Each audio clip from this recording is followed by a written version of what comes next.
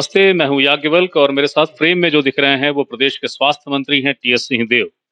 प्रदेश में कोरोना को लेकर गति बढ़ रही है, पॉजिटिविटी रेट का जो आंकड़ा है वो 3 के आसपास घूम रहा है और इसके साथ-साथ मौतों के आंकड़े भी बढ़ रहे हैं।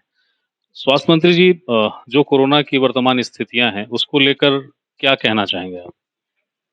इसमें कोरोना से हमेशा हमको सतर्क रहना चाहिए। आंकड़े हैं, ये एक परिस्थिति को दिखाते हैं और हम देखें तो एक्टिव केसेस हमारे 2068 हो गए। मेरे ख्याल से लगभग 1 महीने पहले इनकी संख्या 11 थी।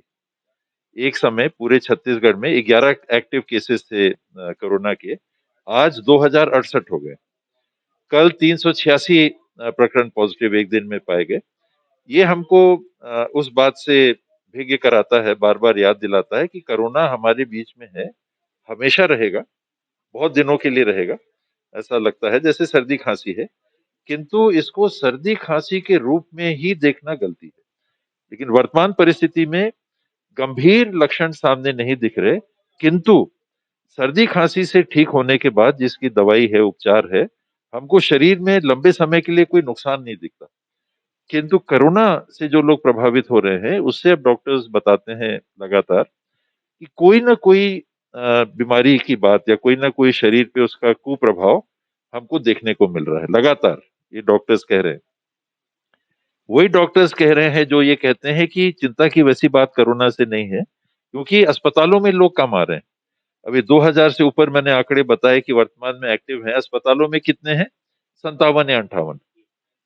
किंतु जिसको हल्का भी कोरोना है या तो किसी के घुटनों में दर्द चालू हो गया, किसी के शरीर में दूसरे अंग में कहीं प्रभाव पड़ गया, कोई और बात कुछ दिनों बाद आ रही है कि नहीं ये कुछ लक्षण दिख रहे हैं कोरोना होने के बाद, ये वाली बात थोड़ी सी बढ़ के सामने आ रही है, ये बीमारी ज्यादा दिख रही है।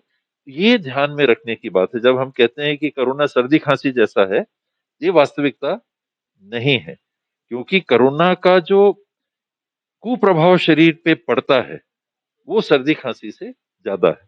अपने आप में कोरोना से मृत्यु हो जाएगी ऐसी बात अब सामने नहीं है। कोरोना से मौत के आंकड़े आ रहे हैं लगातार, पिछले महीने भी आए, अभी सिलसिलेवार आंकड़े आ ही रहे हैं। इन मौतों को लेकर क्या जानकारी है आपके पास? उदाहरण के लिए आपने कहा पिछले महीने मौतों की बात आई, उसके 2 महीने पहले जाएं तो मृत्यु 0 थी। दोनों महीने 0 थी। बीते महीने जून के महीने में 3 लोगों की मृत्यु हुई थी। जुलाई के पहले हफ्ते में 3 लोगों की मृत्यु हो गई और जुलाई के ये दूसरा हफ्ता, ये दूसरे हफ्ते का आज आखिरी दिन है। हम लोग यही रोज मनाते हैं कि कोई मृत्यु की जानकारी ना सामने आए, लेकिन 5 लोग प्रभावित हो चुके हैं। 5 लोगों की मृत्यु हो चुकी है ये दूसरे हफ्ते में। और इसमें जो देखने को मिल रहा है कि 5 में से 4 लोगों ने वैक्सीन नहीं लगाई थी। एक भी डोज वैक्सीन का नहीं लगाया था। 5 में से 4, ये जो आखिरी 5 की मैं बता रहा हूँ, पहले भी ऐसी बात सामने आई। या तो वैक्सीन नहीं लगाई थी या कोई दूसरी बीमारी थी। इसलिए सर्दी खांसी वाली बात को जैसा इसको नहीं मानना चाहिए। और वैक्सीनेशन का वो दौर भी खुल गया है। 18 साल से ऊपर के नागरिकों के लिए सरकारी अस्पतालों में निःशुल्क वैक्सीनेशन, बूस्टर डोज की भी व्यवस्था खुल गई है। आगे के लिए भी हमको ये ध्यान में रखना चाहिए कि हर 6 महीने हमको बूस्टर की चिंता करनी चाहिए। 6 महीने तक मानना चाहिए कि हमको गंभीर परिणामों से सुरक्षित रखेगा, और 6 महीने के बाद जब इम्यूनिटी का असर कम होने लगता है तो फिर बूस्टर डोज की बात करनी चाहिए। मेरे जैसे लोग, मेरे को 3 बार कोरोना हो चुका।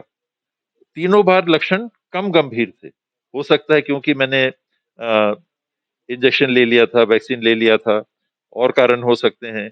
मास्क पहनता था शायद इसलिए ज्यादा गंभीर कोरोना नहीं हुआ, जो भी कारण हो।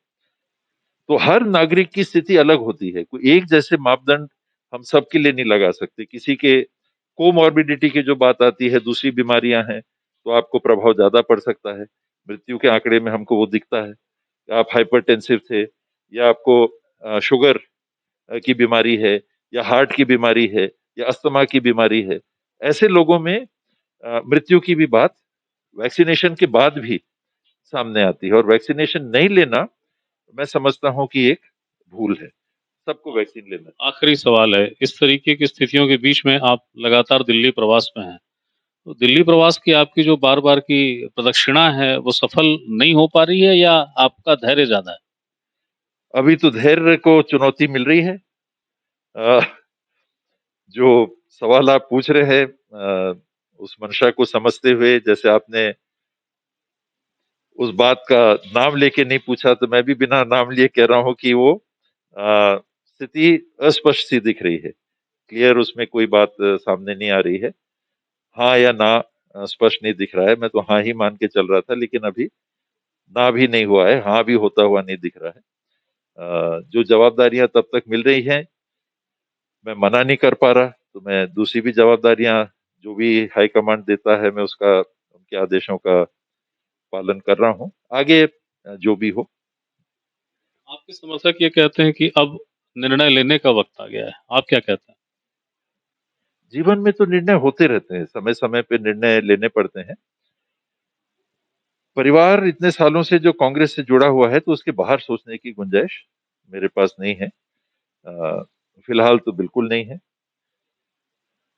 आने वाले समय में क्या स्थिति बनती है, क्या परिस्थिति बनती है, ये भविष्य के गर्भ में है। पर मैं कांग्रेस छोड़ के कहीं बाहर जाऊं, ऐसी कोई संभावना नहीं। बहुत-बहुत शुक्रिया। ये थे स्वास्थ्य मंत्री सिंहदेव। जो बातें सियासती थी वो आपने सुन ही ली, लेकिन जो अहम बात है कोरोना से जुड़ी हुई वो ये कि वैक्सीन लगाना बहुत ज़रूरी है क्योंकि 5 में से 4 मौतें जिनकी हुई हैं, उन्होंने कोई भी वैक्सीन नहीं लगाई थी। याज्ञवल्क्य, द सूत्र, रायपुर। द सूत्र की खबरों को देखने के लिए प्ले स्टोर और एप्पल स्टोर से डाउनलोड करें हमारा ऐप द सूत्र। आप हमारी खबरें thesutra.com पर भी देख सकते हैं। Social media platforms Twitter, Facebook और इंस्टाग्राम पर भी हमें फॉलो कर सकते हैं। साथ ही यूट्यूब पर भी हमें सब्सक्राइब करें। यदि आपकी नहीं हो रही कोई सुनवाई और आपके पास है कोई खबर, तो हमारे व्हाट्सएप नंबर 70000024141 पर भेजिए और बनिए हमारे सूत्र।